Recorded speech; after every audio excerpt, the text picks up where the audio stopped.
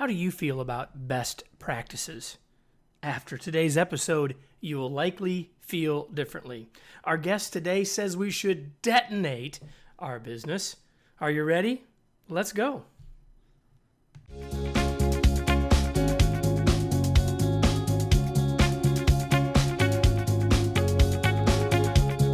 Welcome to the Remarkable Leadership Podcast. We are here each week to talk about leadership, teamwork, organizational culture, and human potential with experts from every walk of life.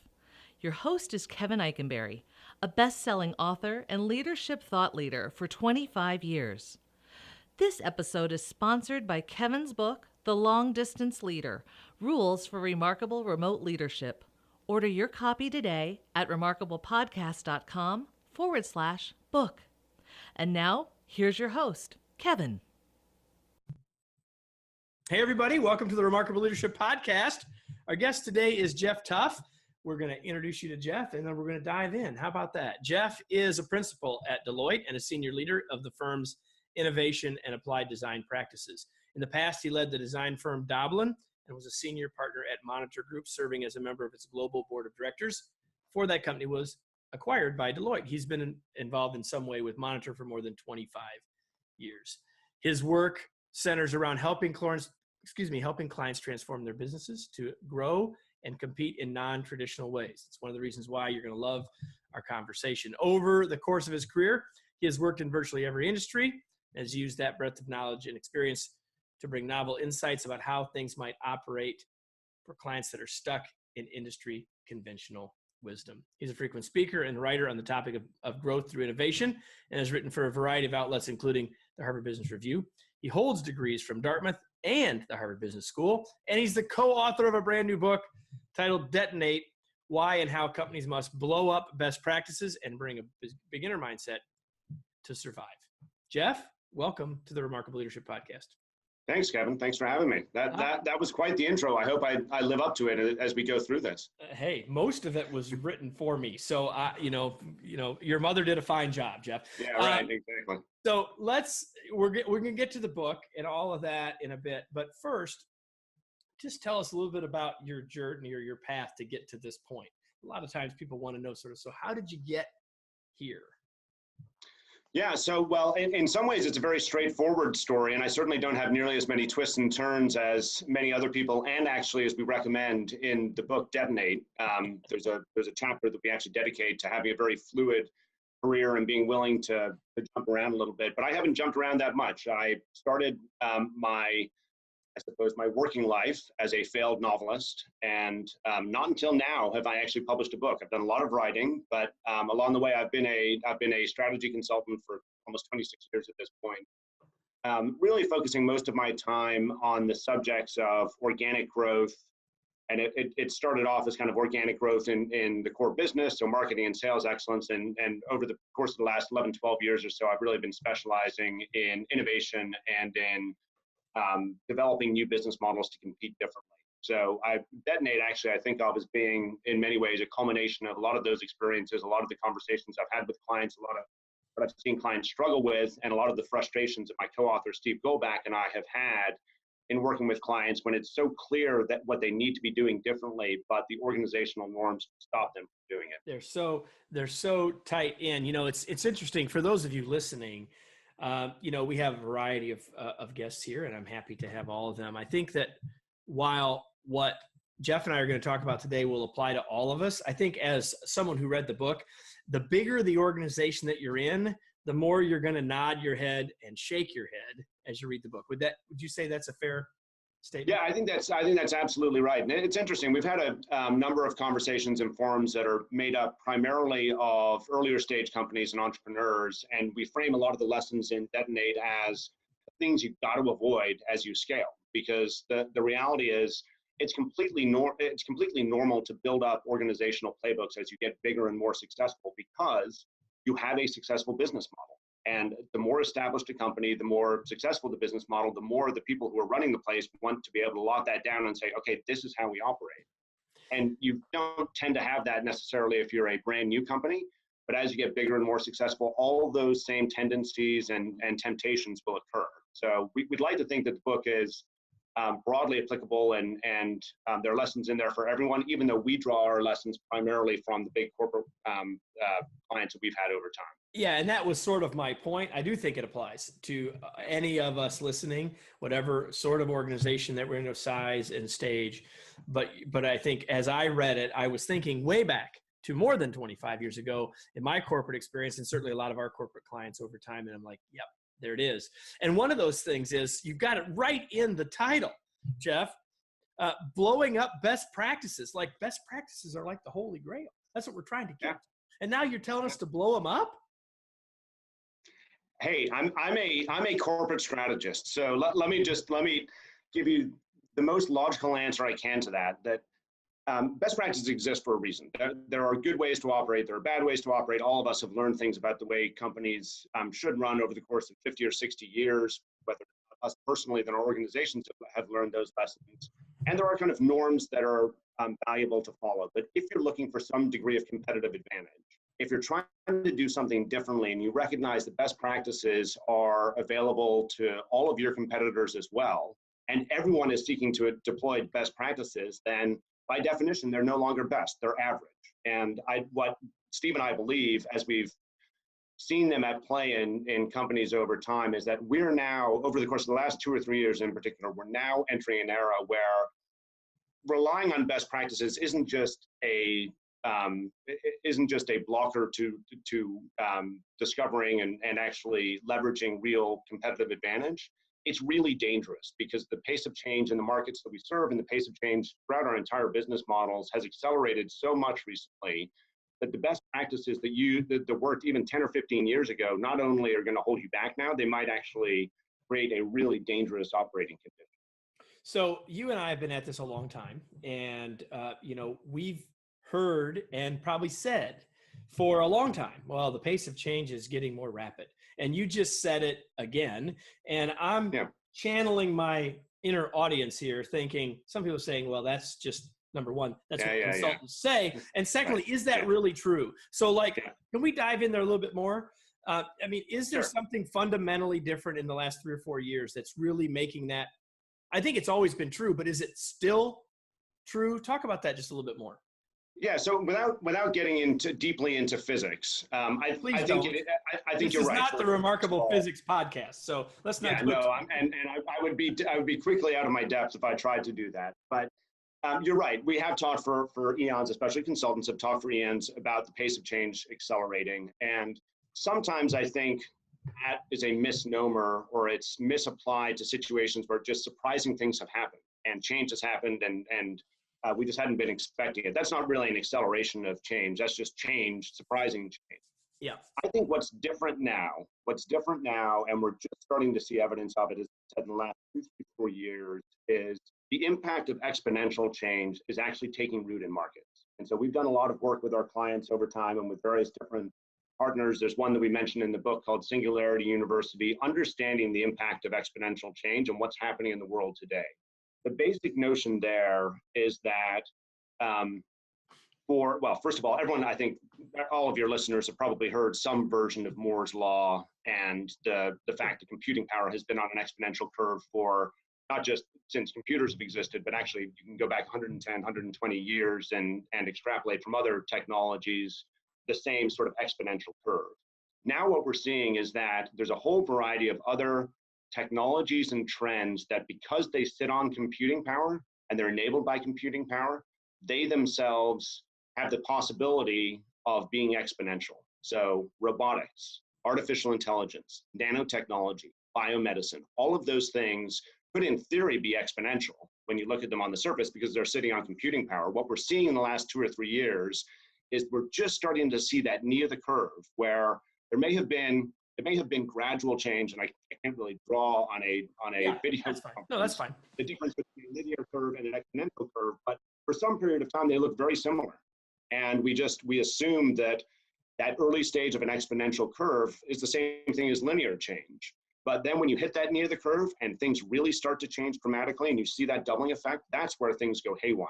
And we're starting to see that haywire effect in a lot of different markets. And the big problem here, the thing that I really want to impress on anyone that will believe me on this, is that it's not just an interesting trend. It's just not like you look out there and it's an interesting impact in the world. The problem is we're all wired to think linearly.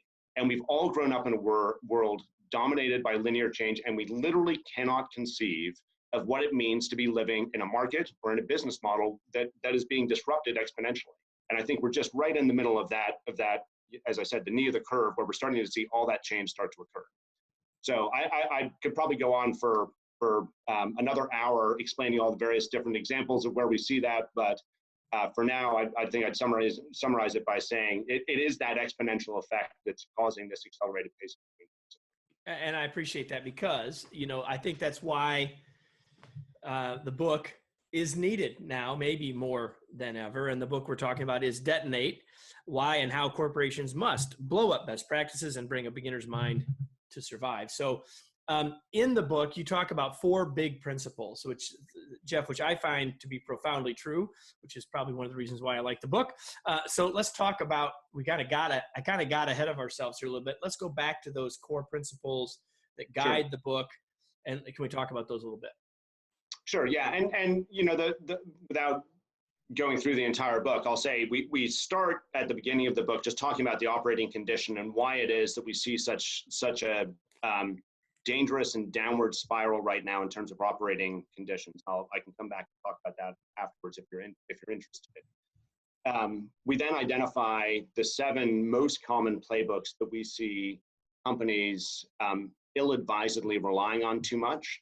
And then we say, instead of relying on those 7 playbooks, there's 4 aspects of an operate mindset, or 4 principles that you need to bring to your jobs day in, day out. And I want to be super clear here that it would be tremendously ironic if a couple of guys came along and said, blow up the playbooks, and then operated some more playbooks to use differently or to use instead. And so these are principles. They're aspects of a mindset. They're aspects of operating that can be applied in a bunch of different ways, but there is no new playbook that's behind that. But the 4 principles I think of that can be split between thinking differently and acting differently. So there's 2 associated with thinking differently. There's 2 associated with acting. The first of the thinking differently ones is to always bring a beginner's mind. And that's one, that one is obviously on the cover of the book. It's something that I think has been leveraged and talked about a lot, certainly in startups, but recently, increasingly in scale companies. It's something that Steve Jobs, Mark Benioff from Salesforce and others have touted. But it all goes back to, I think it was originally rooted in Zen Buddhism. And there's a quote I'm probably going to listen. You quote one of my favorite quotes in the book. Okay, good. Well, you'd probably get it right better than I would then. But it's from Suzuki's book, Zen Mind, Beginner's Mind, and the quote is something along the lines. You can tell me if I've got it wrong, Kevin. But in the expert's mind, there are few possibilities. In the beginner's mind, there are many. Did I get that right? And then I think the next line, actually, which you don't have in the book, the next line is remain a beginner always, or something like that. But that's the point, right? The point is, once we've decided, once we've locked in, there's nothing else to learn. There's nothing else to get. Right. And I'd say at the core of most disruptions that we see, especially in markets where we're seeing startups come in and just fundamentally operate differently from incumbents, it's because those entrepreneurs, those people who are naturally inclined to bring a beginner's mind, who don't have decades of history of operating in this space, say, I wonder if I could do that differently. I wonder if I could do it better. And they happen to have the advantage a lot of the times of not having the installed base of not only an existing business that they need to go and serve, but a bunch of assets they need to keep busy. But a lot of the time, it's actually just about opening up the range of different possibilities for how to do something. So a critical mindset, one of the 4 key principles, is to always bring a beginner's mind. The second principle around thinking differently is to focus everything you do on driving human behavior. So this will not be surprising to anyone that comes from the world of human-centered design and a belief that human beings are still important. But I would say, and Steve and I base a lot of the book on the premise that even the most digital companies, if you will, the most digitally focused, digitally enabled companies in the world today, if you look at the most basic economic unit of analysis of how they make money, it still comes down to someone somewhere doing something. Yep. And said differently, if you're operating at a certain level, whether you're talking about a growth rate or a margin or what have you, the only way to break trend in that, so the only way to do something differently, improve your performance, increase your margins, increase your growth curve, what have you, is to have someone somewhere do something different, okay? If you believe that, and I think in some ways it's incontrovertible right now, then the job of business should be about understanding the behaviors, the sum of all behaviors that make up our business value system, with some degree of understanding of what the relative economic value is of each of those behaviors and where there's most leverage in going and doing something differently, and then aligning all our resources on impacting those behaviors that have the most value. But if you look at what the job of business is for most businesses, it's filling out templates, it's going to meetings, it's doing the annual plan, it's doing all sorts of things that actually have absolutely nothing to do with understanding fundamental human behavior and how we make money from driving those behaviors. And how so the more we can drive the mindset. How do we understand those behaviors? How do we coach to those behaviors? How do we influence to those behaviors, et cetera? It's leadership. Yeah, no, absolutely. And I think it's easier, at least, and as we have conversations about this concept with people, it's easier to think immediately how it applies to customers in the end market. But the same principles apply to any of your employees, any of the operators on your machines, any of your suppliers, any of your partners, any of that. We are all still, thankfully, humans at this point, and that's going to be, I do think the focus on human behavior is one of the key sources of advantage for many companies moving forward. So those are the two, and I think they're side of the ledger. Principles, right? So let's talk about the acting principles. Yeah, so the acting principles, the first, and I may get the order wrong, but one of the principles is to make minimally viable moves in everything you do. So that term probably sounds remarkably familiar for a lot of people because we ripped it off from the world of product development, where we talk about developing minimally viable products. And as many of your listeners probably know, that the notion there is that instead of going through a long, drawn-out, complicated product development process before you take something to market, instead take the smallest step forward you possibly can as you're developing something new, and then take it out into the market quickly as a prototype to get market reaction. And if customers or whoever your target is, if they like it, then continue on down the build path. If they don't like it, then go and try something different or tweak the design or what have you. Yep, there's the key word, everybody. There's the key word, try something. Yeah, exactly. And there's absolutely no reason why that same principle can apply to everything we do in business, whether it's trying out a new compensation system internally, whether it's operating in the market like we just talked about, whether it's about approaching a market differently, being open to working with ecosystems or what have you. You don't need the 6 or 12 or 18-month plan or planning process to get to a place where you have a hypothesis and you want to go and test something. The key here, excuse me, the key here is to identify really clearly what it is you want to be testing, and identify then the smallest possible step you can take in the market, ideally, in a real operating condition, to get real feedback about whether it's a good idea. And just like you would do if you were doing minimally viable products, if it looks like it's a good idea and employees are accepting of it, for example, then take the next step and build yourself towards success, rather than doing what a lot of companies, and this is one of the things that drives me nuts these days in especially big scaled corporates, where there's a mantra that we should try to fail. I know that's a bit of an overstatement, but or failing is great. Failing should be celebrated. Failing should not be celebrated. If you failed, then you've waited too long to go and test something. It's literally impossible to fail if you make these minimally viable moves. And so that's a critical aspect of acting differently. Gotcha. And then the final. Yeah, sorry. Go ahead. No, the last. So the final one, the fourth one, the other act differently principle is about embracing impermanence. And this is reasonably broad reaching, but the core idea here is that one of the reasons we're stuck in the way that we are in big scaled companies these days is, whether we recognize it or not, we kind of make the assumption that the company's going to be around forever and there's always going to be a role for me. And what I really need to be able to do is just meet my performance expectations or exceed my performance expectations, climb the career ladder, and enjoy a long career. So I talked before about this vicious cycle that we think is causing such danger in most companies today. That at the heart of the vicious cycle is the idea that if we just do what the playbooks say, we're going to get along just fine. But the reality is, if you look at the data, and there's lots of different versions of this chart, but there's a great chart that shows what the average time of a company, what the average lifetime of a company was on the S&P 500 60 years ago or 50 years ago. And it was something like 50 or 60 years. If you look at what's happening today, the average lifetime is less than 20 and it's dropping. And so most employees of most scaled companies, call it on the S&P 500 or somewhere else, are not going to be able to enjoy a career-long path at that company because it's not going to exist. It's just, if you just go by the law of averages. And so understanding in the broadest context that we can't assume businesses and business models will be around forever.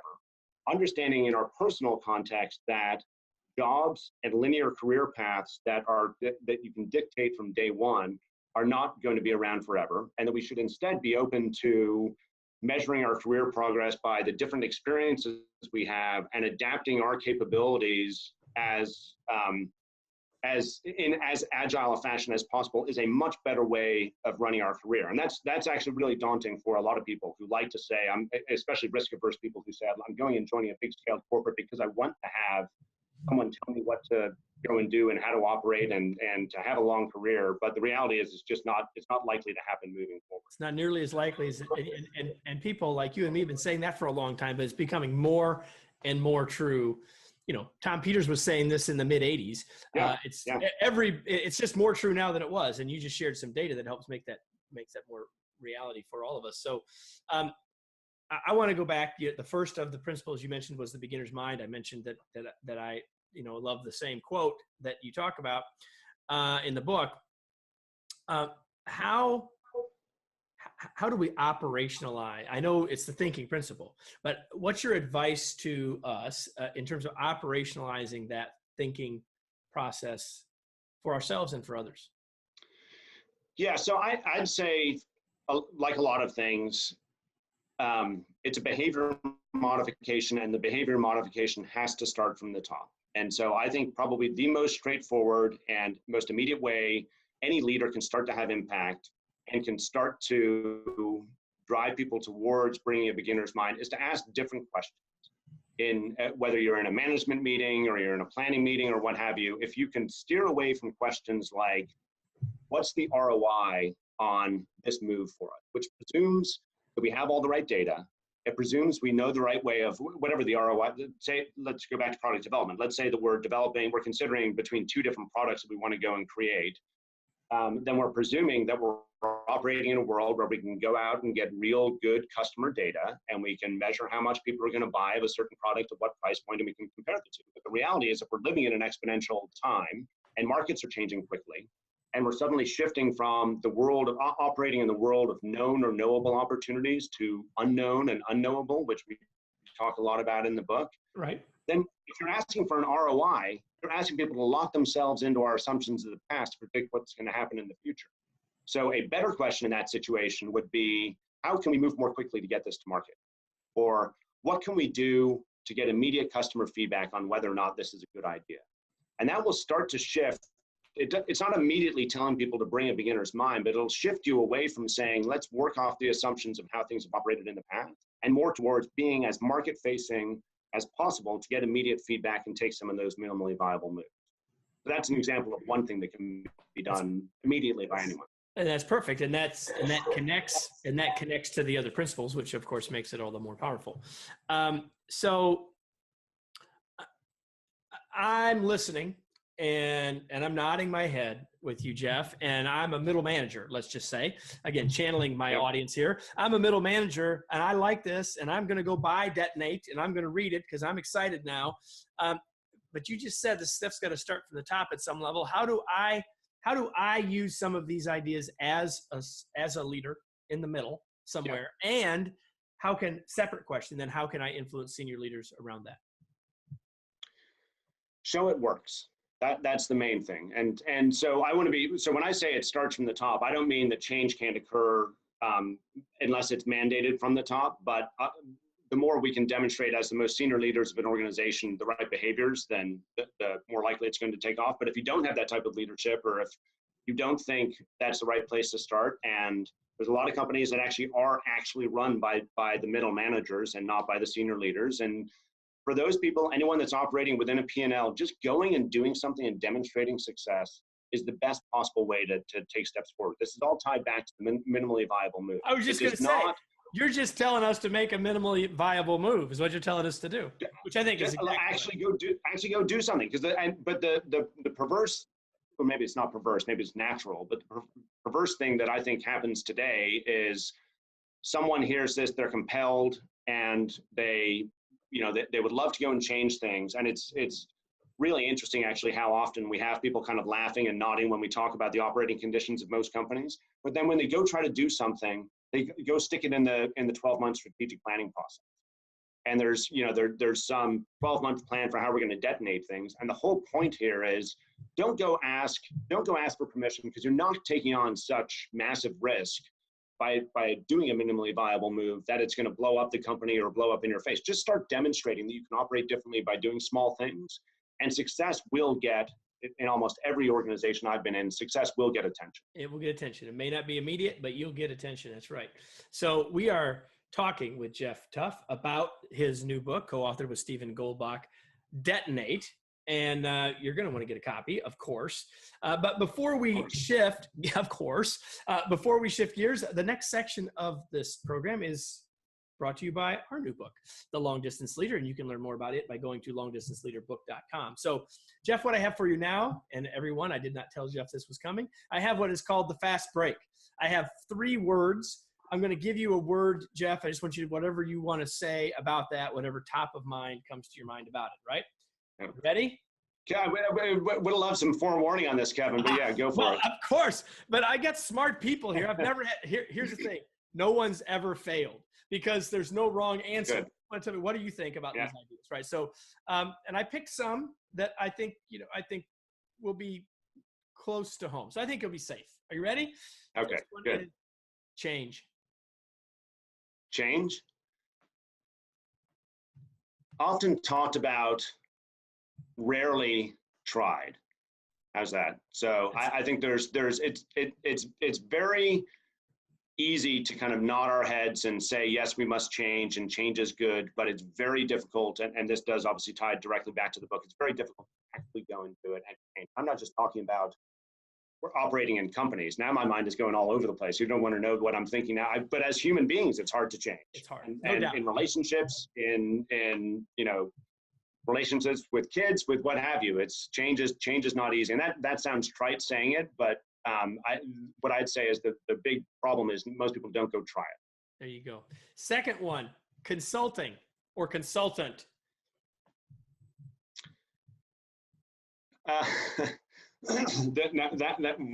Now again, my mind is going in all sorts of different directions.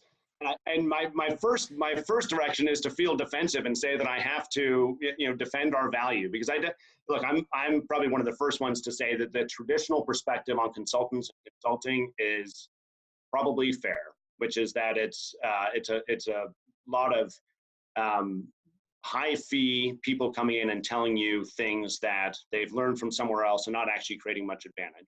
The whole reason that we have not just written Detonate, but actually structured Deloitte in the way that we have and the way that we're trying to advance our business is to not only shift with the times and work on things that are more relevant, but to actually drive value for clients. And so if you look at the company that we have today, it's fundamentally different in our value proposition and how we serve clients than it was 5 years ago. And it's going to be fundamentally different 5 years from now as well, because we're in the business of creating value. And I think that's an easy thing for a consultant to say. Obviously, I think there are differences between various consulting firms, and I happen to believe that ours is the strongest, but I'm sure every one of my competitors would say the same. Well, we would certainly hope that you would feel that way, right? And then the third word for you, Geoff, is innovation. So this is something that I have spent a lot of time, obviously, thinking about, talking about, working with clients on. I don't know if we're playing like one-to-one word matchups here. No, you're doing perfect. You're doing perfect. The first word that pops to mind is frustration. And it's frustration from a number of different fronts. First of all, I'm frustrated that the word has become meaningless. And when I think about it, it is simply a way of doing things differently in the market to drive growth. and growth here, I mean, growth in economic value. It could be top line, it could be bottom line, it could be a bunch of different things. But in reality, innovation is just in some ways good strategy about how to operate a company. And unfortunately, it's been encumbered with so many bells and whistles and BS about brainstorming and squishy balls and pizza teams and all the rest of this stuff that people have completely lost sight of what the purpose of innovation is. The second reason I'm frustrated by it, and I have good reason to hope that this is changing now, is it's always, so let's say over 12 years of talking to senior executives about innovation, it's always been important. So it's been really easy to get an executive conversation saying, hey, I've got something interesting to say about innovation. I've got some observations about what's happening in the world. You get the meeting immediately, and we have a fantastic conversation. And whether we intended to do some work there or not, there's mention of let's definitely follow up and let's have another conversation. And you follow up a week later, a month later, and the reaction was, that was awesome, but I got to close the quarter. And then so you come back the next quarter and try to have a conversation about innovation, and guess what? There's another quarter to close. And so I think if the mindset is that innovation is always important but rarely urgent, then nothing is going to change. But because of the things we've talked about in this discussion so far, I actually think that a lot of companies, a lot of executives are waking up and recognizing that innovation is now urgent. It's not just important. So I'm going to say one more thing about innovation as it relates to this book, everybody. And so you've got these two really smart guys write this book. You're certainly clear about that from having listened to this conversation. One of the things I love about this book, I just turned here, is the book has cartoons. It's a picture book. It's a picture book. Well, I wouldn't go quite that far, but it does have pictures. And yeah, and I think every single one of them, as I'm thinking about it, I chuckled at as I read them, which means it did exactly what you wanted it to do, and it does differentiate the book a little bit. And so for all of you, and I will say, I got to offer a shout out to Tom Fishburne and Mark Atunis. He's actually pretty well known as a corporate cartoonist, but he does a great job of taking a concept and turning it into a picture that saved our readers 1,000 words. So not only do I thank him for that service, but I'm sure our readers thank him for what is now a readable and slim volume as opposed to a 1,000-page tome. And it is a slim volume, about 200, readable pages, but outside of index, et cetera, a little less than 200 pages. So it is. If you've been engaged in this conversation, listening to us, you know that the ideas are valid, and I would just tell you it's a very readable book as well. I'd encourage you to pick it up. So before we start to wrap up, Geoff, I've got two more questions for you. And the first one has nothing to do with work, because it's a question of, you're a busy guy, you're a smart guy, you're out doing all this work, you're writing books, and what do you do for fun? Well, this is the summertime, so what I really love to do is sail. And I would like to say that I'm sailing all the time. And by the way, when I say sailing, I don't mean grand yacht. I don't mean something very fancy. I have a little day sailor, and I spend most of my weekends trying to convince my wife or kids to come on the boat with me. And I usually get at least one sail in, but if it's not sailing in the summertime, it's skiing in the wintertime. So pretty simple pursuits. Excellent. And another thing that I ask every person that I have on, and I like to ask smart people any place in my life, is like, what are you reading? What would you recommend? What are you reading that you found interesting that others might find interesting as well? Oh man, so should I tell you the truth? Because I could make something up here and I think the truth is really a good policy, Geoff. Okay. So we I do too. So we started the conversation about some of my background. I talked about my history as a failed novelist. Yeah. I would like to say that I spend all of my downtime reading business books and business articles, but that would actually be a lie. And right now, I'm deeply embedded in a book by Ken Follett. It's not fine literature. It's not, I would even say necessarily the best fiction out there, but it's absolutely absorbing because it's actually the second in a trilogy he wrote about England in the 1100s. I'm now on to the second one that's in the 1300s, and it all centers around the building of a cathedral and what that meant, not only as the first one was called Pillars of the Earth, I believe, but what it meant as a kind of central component to various different townships and way people came together. So it's beyond a a good absorbing read. It's a good little bit of history as well. So as I say, I don't think it's going to change anyone's business performance, but it's a good way to entertain yourself in the summer. Well, and I'd actually, I don't know, I don't feel like I read enough fiction, quite honestly. And I actually believe that you're shortchanging yourself and shortchanging everybody else, because when we step back and read something else, it allows our minds to open up. And I would submit that it may not be something that you read in the page of Pillars of the Earth, but that whether that took you allowed you to help detonate something in your business life. So, I mean, I think don't underestimate that. I'm saying that to you, but I'm saying it to everyone else. I'm saying that tongue in cheek. And if you really do want if you're not a great fiction reader and you want an absolutely fantastic book, probably one of my favorite books of all time, it's Cloud Atlas by David Mitchell. Almost anything by David Mitchell, but Cloud Atlas in particular, which I think they turned into a movie a few years ago. It's really awesome read. There we go. We got a twofer from Geoff today, everybody. So there you go. The question you've been wanting me to ask from the very beginning is, where can we learn more about the work and the book and all that stuff?